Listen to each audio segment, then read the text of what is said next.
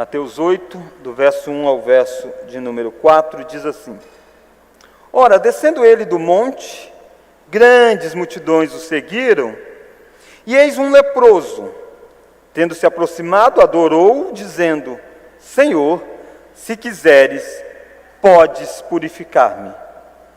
E Jesus, estendendo a mão, tocou-lhe, dizendo: Quero, fica limpo.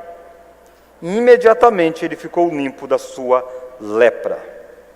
Disse-lhe então Jesus: Olha, não o digas a ninguém, mas vai mostrar-te ao sacerdote e fazer a oferta que Moisés ordenou, para servir de testemunho ao povo. Vamos orar? Deus, nos dê a graça de entender a Tua palavra e de sermos alimentados pela exposição da Escritura. Oramos em nome de Jesus. Amém. Irmãos, este texto de Mateus capítulo 8, ele inicia um bloco onde os poderes de Jesus ficaram muito evidentes. Praticamente, nós encontramos 10 milagres a partir do capítulo 8 de Mateus, quase que sequencialmente. E aqui, nesse bloco de relatos, você vai encontrar a cura desse leproso, a cura do criado do centurião, a cura da sogra de Pedro, Jesus acalmando uma tempestade, Jesus cura 2 endemoniados, Jesus cura um paralítico em Cafarnaum, a cura da mulher de fluxo de sangue, a ressurreição da filha de Jairo, a cura de 2 cegos e a cura de um mudo endemoniado. Então, intencionalmente, não significa que esses milagres aconteceram nesta sequência. Você encontra nos evangelhos as ordens não necessariamente cronológica, mas a ordem de um objetivo narrado. O objetivo é contar uma grande história daquilo que Jesus é. Ele é um grande rei. E Mateus, então, reúne blocos. Do capítulo 5 ao capítulo de número 7, ele mostrou Jesus sendo poderoso em palavras. Por isso que o texto diz, tendo ele descido do monte. Por que ele desceu do monte? Porque ele estava no monte ensinando, chamado Monte das Bem-aventuranças. Foi quando ele falou sobre bem-aventurados os humildes de espírito. Foi quando ele falou sobre sal e luz e tantas mensagens marcantes que até hoje ficam no nosso coração. E o texto termina dizendo que Jesus era poderoso em palavras. Aí a partir do capítulo 8, aquele que é poderoso nas palavras é também poderoso nos feitos. E aí Mateus vai registrar 10 milagres, mostrando esse poder que Jesus tem. É importante, irmãos, você perceber ainda a nível de introdução, mas para a gente entender o que está acontecendo aqui. Às vezes a gente pega os milagres e esquece o significado por detrás deles. Os milagres registrados não têm como objetivo apenas contar uma história, mas os milagres são verdadeiros sinais. O que é um sinal? O sinal aponta para alguma coisa, indica algo. Você está andando e você tem uma sinalização de trânsito. Ela está indicando alguma coisa. Os milagres também são assim. Os milagres de Jesus indicavam alguns aspectos. E é importante você perceber que Mateus vai começar os milagres pela história de alguém que foi curado de lepra. Não é que Jesus não tenha feito milagres. Mateus capítulo 4 diz que Jesus tinha feito vários milagres, mas não detalhou como foi. Quando Mateus quer detalhar, qual é o primeiro milagre que ele escolhe? O milagre de alguém que está sendo curado da lepra. Por que isso? Por causa da relação com a lei. Jesus é um judeu nascido de judeus. Ele é um rei prometido. E ele é aquele que veio para se relacionar, está debaixo da lei, para nos resgatar, não da lei, mas nos resgatar da maldição da lei, das cláusulas, das consequências de alguém que quebrasse a lei. E alguém leproso era alguém que tinha vários requisitos a seguir dentro da lei. E Jesus disse: eu não vim revogar a lei, mas eu vim cumprir a lei. E é isso que você encontra no primeiro milagre que Jesus vai realizar. Então é intencional, não é o primeiro milagre da história. A gente sabe que o primeiro milagre foi quando Jesus transformou a água em vinho.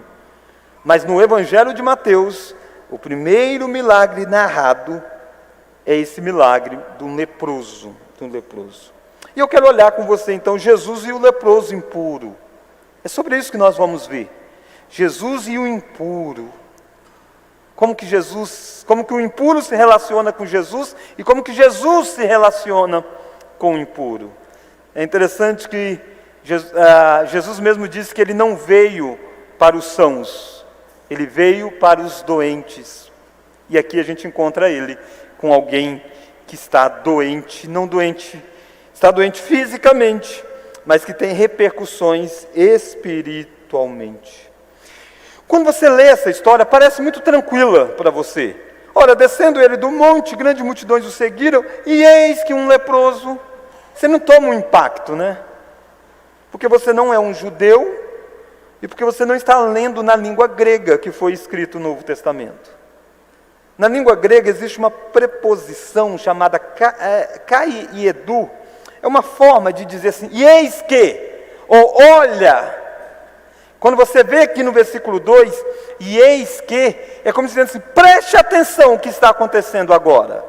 Jesus desceu do monte, tem uma multidão seguindo ele, e olha o que vai acontecer, de repente aparece um homem leproso. Não era algo esperado de acontecer. Então olhe, preste atenção, veja bem, é isso que Mateus está fazendo aqui. Está traduzido com, e eis que, é um espanto. Ninguém esperava que um leproso aparecesse exatamente naquele momento. E ele aparece. Quando a multidão está em volta de Jesus, aparece alguém que não pode estar no meio da multidão. E ele precisa chegar gritando, como eu falei com as crianças, imundo, imundo. É assim que o leproso se identificava. O leproso tinha que deixar o cabelo um tanto quanto que arrepiado, tinha que usar umas roupas um tanto quanto que diferente, para que alguém batesse o olho e percebesse logo que era um leproso, e se afastasse, se isolasse. É isso que Mateus está dizendo, e eis que chegou esse cara, alguém que a sociedade precisa se afastar dele. Então vamos ver essas duas lições. O leproso diante de Jesus é a primeira delas. Olha como que é descrito. E eis que um leproso. Irmãos, essa palavra leproso ou lepra, ela não é somente o que nós temos hoje. Hoje nós temos aquilo que nós chamamos de hanseníase. Mas no Antigo Testamento você vai ver que a expressão lepra é usada para várias doenças de pele. Dentre elas a que nós temos hoje, hanseníase. Hoje, naturalmente, que houve muitos avanços, muitos controles sobre isso. Mas nesta época era algo terrível. Ainda é, mas nesta época muito mais intensa. Lucas conta essa história. E Lucas era um médico. E Lucas, por ser médico, era um pouco mais detalhista sobre doenças. E ele diz que o corpo todo desse homem estava repleto de lepra. Repleto de feridas, de doenças. Olha a descrição que um estudioso faz sobre o que era a lepra daqueles tempos. Preste atenção. A enfermidade que hoje denominamos de lepra, geralmente começa com dor em certas áreas do corpo. A seguir, vem a dormência, e a pele nessas partes perde sua cor original. Fica saliente, lustrosa, escamosa. De fato, a calamidade é chamada de lepra em razão de a pele fazer-se escamas. Daí vem o nome lepra, cuja palavra em grego é lepos, ou lepis, que significa escama. Preste atenção. À medida em que a enfermidade se agrava, as partes salientes se transformam em chagas feias e úlceras provocadas pela insuficiência do curso sanguíneo.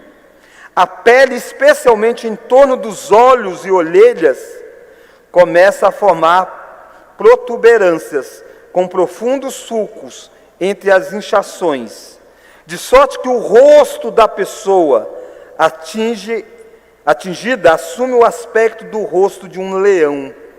Os dedos caem ou são absolvidos. Os dedos dos pés são igualmente afetados. as sobrancelhas e pestanas também caem. E assim se pode ver que a pessoa nesse estado miserável está leprosa. Com um só toque do dedo é possível também senti-lo. Até pelo olfato é possível percebê-lo, pois o leproso emite um odor por demais repugnante. Além do mais, diante do fato de que o agente a produzir a enfermidade a miúde ataque também a laringe, a voz do leproso adquire certa aspereza, sua garganta se torna rouquenta. Então é possível não só sentir, ver e cheirar o leproso, mas também ouvir a sua voz fanhosa. E se você permanecer com a pessoa por algum tempo, poderá até mesmo imaginar o paladar peculiar que ela tem, provavelmente devido ao odor. Todos os sentidos de uma pessoa sadia captam a presença de um leproso. É uma descrição muito forte da doença daquela época, muito intensificada. Por si só isso aqui já era suficiente para você ver a triste condição desse homem. Alguém que está com a pele toda tomada disso. Mas há algo mais. Há algo, o que significa a lepra no Antigo Testamento. Não hoje. Hoje era uma doença. Mas no Antigo Testamento ela era uma doença e estava conectada com a impureza religiosa. Naturalmente que alguém leproso não deveria ter contato com pessoas nem para não transmitir a doença. Mas tinha algo mais. A lepra estava ligada a uma certa maldição. Você deve lembrar que Miriam ficou leprosa depois dela ter se levantado contra Moisés. Você deve lembrar que Davi amaldiçoou a casa de Joabe, dizendo que nunca falte alguém com lepra dentre os descendentes de Joabe. Uzias, ao pecar, como Miriam, ele é igualmente castigado com lepra. Havia as leis no Antigo Testamento dizendo que se alguém foi identificado com lepra, deve ser isolado da comunidade. Eles não podem participar do culto ao Senhor. Eles não podem ter vida social. Percebe? É muita coisa acontecendo aqui. Nós vivenciamos uma pandemia de Covid e as informações eram do isolamento total de alguém que tenha Covid e tudo mais. E aí você viu depois tantos relatos das dificuldades de alguém ficar isolado 14 dias.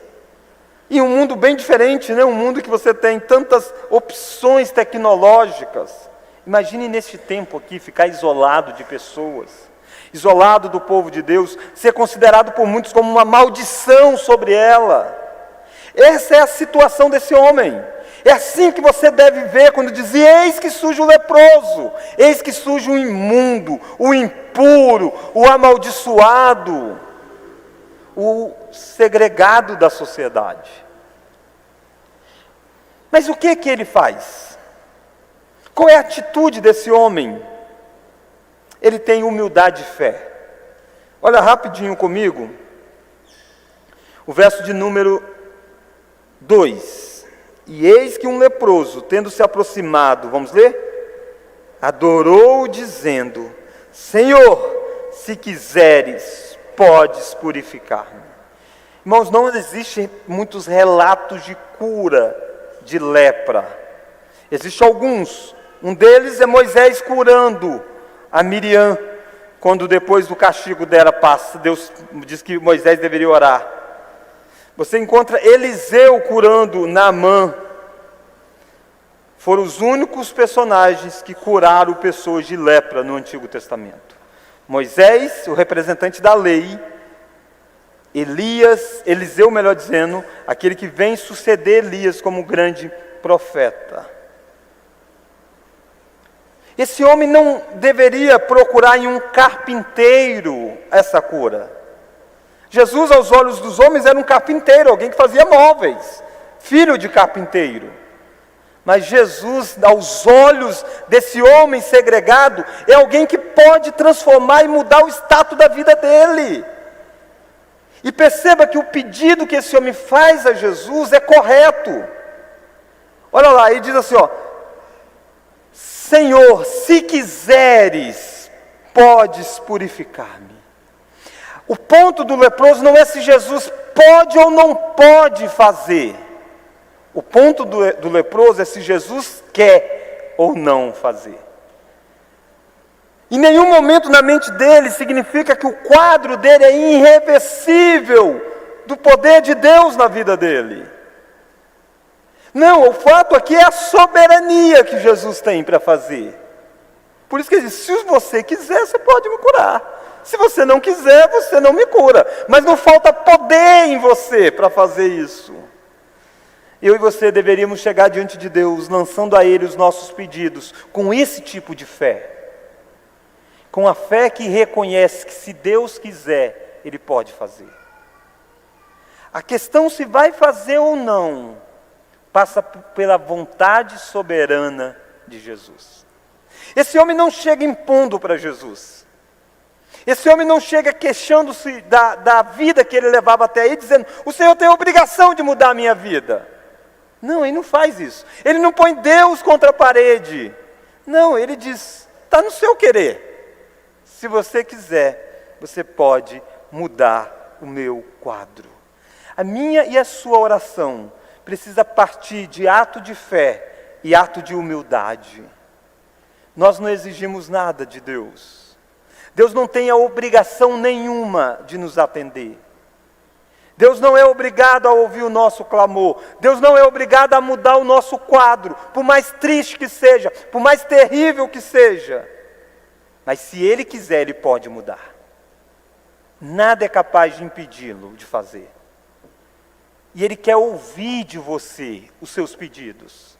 Ele deu a você esse canal aberto de oração. E diz, tudo quanto que pedis ao Pai em meu nome será concedido segundo a vontade dEle. Se Deus quiser, Ele pode fazer o que Ele quiser. A humildade desse homem é manifestada também no jeito que ele chega. Ele chega se prostrando diante, adorando.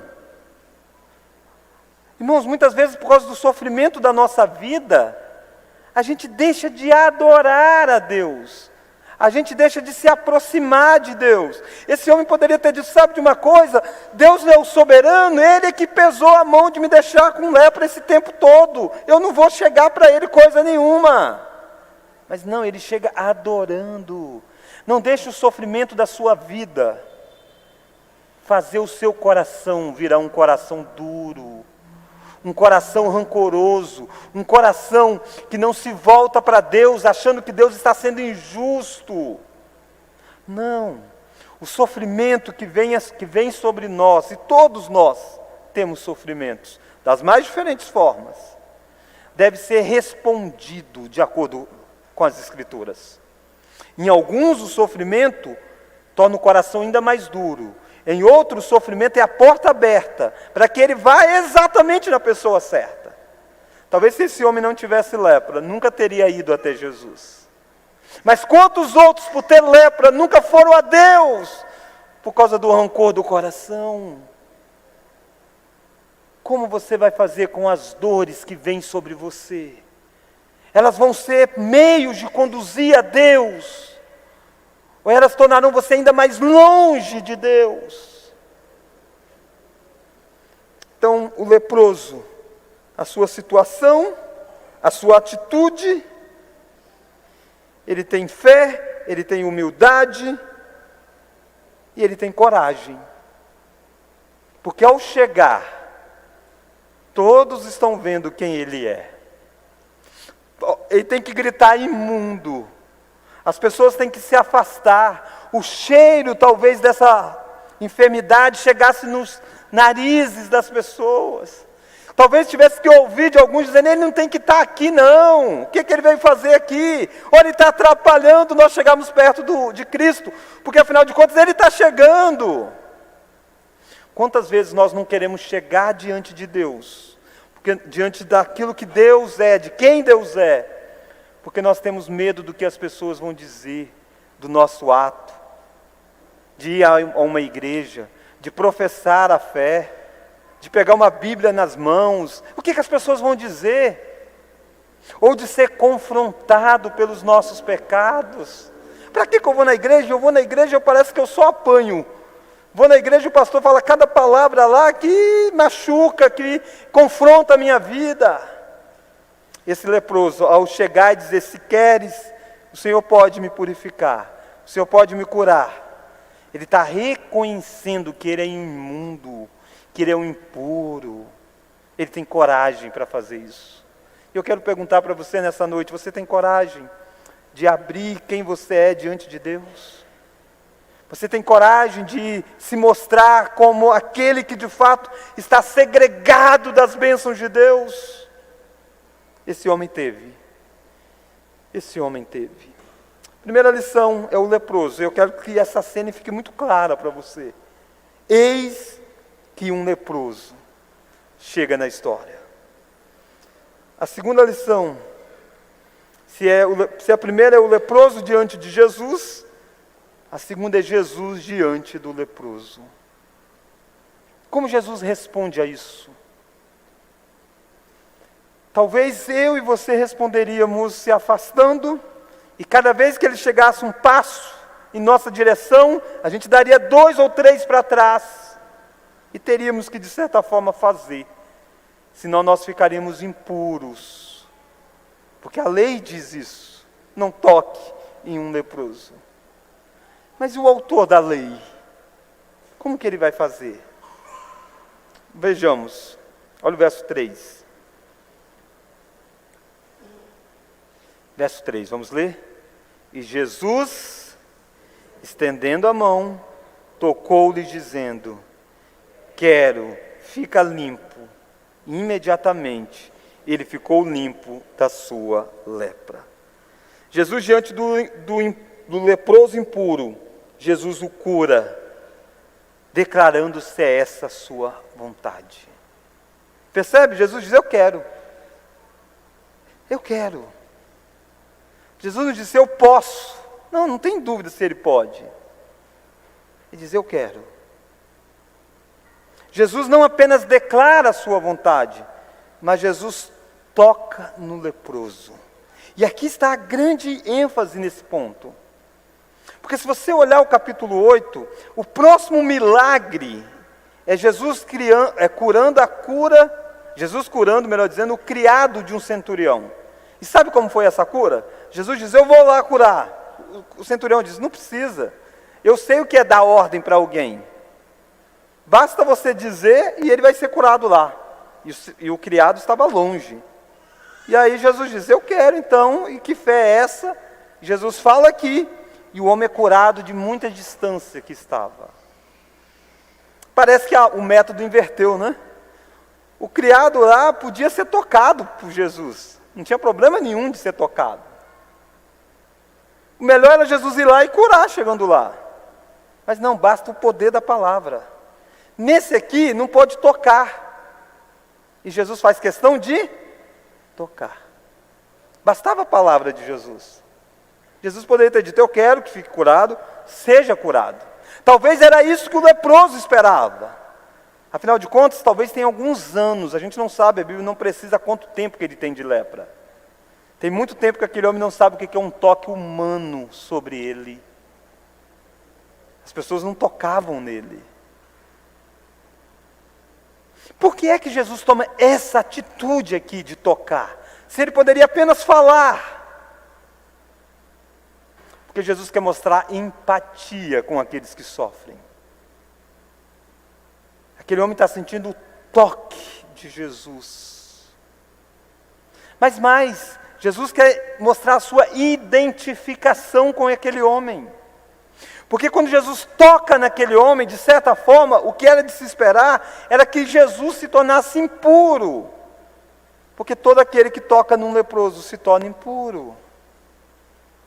Jesus está participando de uma realidade caída. É isso que Jesus veio fazer. Jesus não apenas tocou no leproso, Jesus nasceu em um mundo contaminado pelo pecado. Ele cresceu em um mundo contaminado pelo pecado. Ele conversou com pecadores, ele comeu com pecadores. E agora ele toca em um imundo. E nisso, ao tocar, revela o seu poder de purificar. Ao tocar no leproso, em vez de Jesus ficar impuro, é o leproso que fica purificado. E Jesus continua santo. Porque é isso que é a obra de Cristo. Esse é o significado desse milagre. De um Jesus que veio na história para chegar para pessoas imundas, afetadas pelo pecado, por causa do pecado, distantes de Deus. E Ele tocar na nossa realidade, tocar na nossa história, sem que Ele se torne pecador. E Ele atribui a nossa justiça dEle. Nós somos chamados de santos depois que Cristo morreu por nós. Nós somos chamados de justificados depois que Cristo morreu por nós. Porque o toque de Deus na nossa vida não faz com que Ele seja contaminado, mas faz que nós sejamos transformados. Jesus curou, declarando-se essa vontade, tocando no leproso, e Jesus deu ordens ao leproso. Olha lá o verso 4. Disse-lhe então Jesus: olha, não digas a ninguém, mas vai mostrar-te ao sacerdote e fazer a oferta que Moisés ordenou, para servir de testemunho ao povo. Aqui parece meio que estranho, né? A gente sempre está dizendo para você e conta para os outros o que Jesus fez na sua vida. Abre sua boca, vai lá e conta para os outros. E aqui Jesus diz para ele: não conta para ninguém. Não conta para ninguém. Por que não contar para ninguém? Isso aqui é algo que nas Escrituras é chamado do segredo messiânico. Enquanto Jesus veio e esteve entre nós, a visão de quem seria o Messias, ou o que o Messias faria, ela era muito discutida. E muitas visões equivocadas sobre a pessoa do Messias foi formada. Por isso que você vê em um momento um grupo de multidão querendo tornar Jesus rei. Dizendo: ele vai ser o nosso rei, vai libertar a gente de Roma. Então Jesus está dizendo para ele: não conta o que eu fiz aqui, para que as pessoas não abracem um Cristo triunfalista. Porque eles não iriam entender o significado do milagre, que o que Jesus está fazendo não é apenas curando, mas purificando. Eles iam achar: eis aí mesmo o nosso Messias político, o nosso libertador. E você sabe que foi isso que eles tentaram fazer de Jesus, várias vezes. E quando não conseguiram, eles resolvem entregar Jesus para Roma. Judas faz desse jeito. Ao perceber que Jesus não seria o líder político dele, ele resolve entregar a Cristo. Então o que Jesus está preocupado aqui é que não falem dele o que é errado. Jesus não quer que seja dito sobre ele aquilo que não é o que Jesus é. Às vezes a gente acha assim: desde que esteja falando o nome de Jesus, está bom, pastor. Pastor, eu vou em todo lugar. Todo lugar que alguém fala de Jesus, eu estou lá, não tem problema nenhum com isso. Jesus não quer isso. Jesus quer que aquilo que seja falado dele seja verdade. Se não for, ele diz: fique calado. Não conta para os outros coisa errada, não. Não deixa os outros entender um evangelho falso, não. Irmãos, infelizmente está cheio de um falso evangelho aí fora. E causa danos, causa estrago. Faz pessoas crerem em coisas que não são quem Deus é. E talvez eles precisavam sair e não falar sobre Jesus. Causaria menos estrago. Menos estrago. Naturalmente que a solução para isso é compreender quem é Jesus, né? Depois que a figura de um Messias fica muito clara, de que é o Messias que morre na cruz, que ressuscita, ele diz: ide e pregai para todo mundo. Essa é a mensagem, que eu subo aos céus e um dia eu volto. Então Jesus não está dizendo para você não falar dele. Ele estava impedindo que uma mensagem errada sobre ele circulasse e atrapalhasse o seu próprio ministério. Uma vez que o ministério de Jesus é clarificado, ele ordena: fale a todos, fale a todos. Mas não apenas ele está falando para não falar sobre Jesus, mas ele fala de um sacerdote. Olha lá de novo. Verso 4, a ordem de Jesus. Disse-lhe então Jesus: olha, não digas a ninguém. Vamos ler agora? Mas vai, mostra-te ao sacerdote e fazer a oferta que Moisés ordenou, mas para servir de testemunho ao povo. Naqueles dias, quando alguém tinha lepra, quem constatava, dava a última palavra, era o sacerdote. O sacerdote iria olhar, dizer: ele está leproso, ele tem que ficar isolado. Se aquele rapaz, depois de um tempo, fosse curado naturalmente, através dos tratamentos, iria conferir e dizer: ele está apto a participar da comunidade da aliança. O sacerdote não é apenas uma autoridade médica, não pensa nessa figura. Ele é uma autoridade religiosa. Enquanto aquele indivíduo estava leproso, ele não poderia participar do culto ao Senhor. Uma vez purificado, ele podia participar do culto. E o que Jesus está fazendo é levando esse homem para o lugar de adoração a Ele. Vá e mostra ao sacerdote. O sacerdote vai dizer que esse homem está purificado. E a história é: ele foi purificado por alguém que tocou nele. O sacerdote diria: não, se alguém tocou nele, quem tocou está impuro também. Não, quem tocou nesse homem, esse homem está purificado. Olha para a pele dele, olha para o rosto dele, sinta o cheiro, já não há mais cheiro de lepra. Ele está realmente purificado. E o representante da lei de Moisés tem que reconhecer que Jesus está purificando alguém das consequências da maldição da lei e fazendo com que o impuro se torne puro por causa do seu toque. É isso que Jesus veio fazer. Jesus veio nos libertar da nossa segregação de adoração a Deus. Não é verdade que todo mundo pode adorar a Deus. O pecado causa uma separação entre nós e o nosso Deus. Deus não aceita qualquer culto, Deus não aceita qualquer adoração, Deus não aceita qualquer vida. O homem, desde a queda, estava totalmente separado, ao ponto de ter uma cortina dentro do templo, um tabernáculo e depois no templo, que impedia que alguém entrasse num lugar que era chamado do Santo do Santo. Só o sumo sacerdote podia entrar lá, uma vez no ano, para fazer o sacrifício. Os demais não. Os demais não. Estavam segregados. E só podiam ser aproximados por morte de animais. E assim eles eram considerados puros, para estar até algum lugar do templo. Jesus está dizendo: mostra para o sacerdote que chegou um homem que, ao tocar em alguém, torna essa pessoa pura para chegar diante de Deus.